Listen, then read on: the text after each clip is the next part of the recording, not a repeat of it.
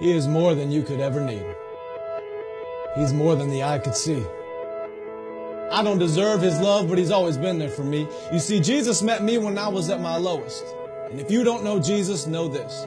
He is the greatest example of generosity this world of greed has ever seen. And when Jesus hit the scene, He changed the scenery and met diversity with serenity. If you're looking for peace, He offers plenty. Jesus was and Jesus will forever be King. And when the angels sing, they sing of the grace that was displayed for sinners like me. I can't explain Him and I can't describe Him. And if I could, He wouldn't be Jesus, because you can't explain eternity and you can't comprehend the galaxies. But it was the loving hands of Jesus who spun them into existence and created man, knowing He would go to the cross to pay our sentence.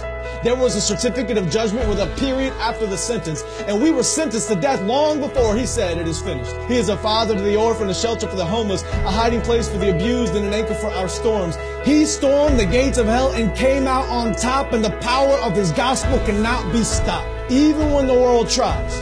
They try a lot. He traded places with Barabbas and became the catalyst of missions across the world, covering every portion of the atlas. If you're in need of rest, I know of a mattress. If you don't know Jesus, your future is tragic, but He gladly embraced tragedy so we could live in His presence of majesty. His presence is presence, and it's His presence that presents preciousness to a world of peasants. He is far from pretentious, but still loves those who are. He is the light of the world and hung the stars. He brings the dead to life and delivers life to the dead. He took a crown of thorns on His head so we could put crowns at His feet, and I can't wait until I get to kiss His feet that were nailed to a cross for me and for you and for every person around the world. He loves the world, and I love His Word, because the Word became flesh, and in His flesh He demonstrated the Word to the world. He is an example to every boy and every girl. He is a lover of black people. He is a lover of white people. He is a lover of the unchurched and the assembly under the steeple. He doesn't see the believers' failures, but still takes time to celebrate their faithfulness.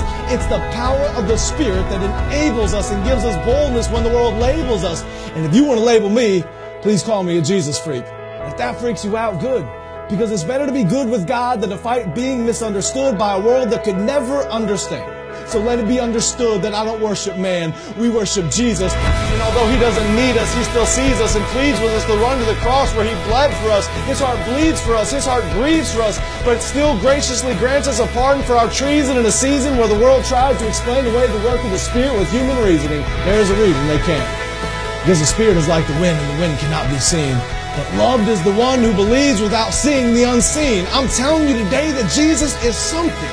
He's something more. He's something great. And if you want to know Him, you don't have to wait. He stands at the narrow path with a key to the gate, and you only have to reach out and embrace His grace. I don't care who's president. I have a King who is always present. I don't care who holds musical celebrity. The voice of the Lord will always be the sweetest melody. I don't care who owns the riches of the globe. My Jesus holds more wealth than one ruby on His robe. I don't care who is the strongest or the fastest. Nothing matches the Creator of the universe and His immortal, infinite status. I don't care about religious leaders who died and stayed dead. I'll only worship the one who conquered death and wears a crown on His head. His name is Jesus, and I'm telling you, He's something. He was faithful yesterday, and He is faithful today. I can feel His presence whenever I pray. And when the time comes for me to fade away, I'll remember the day I heard Him say, "My name is Jesus."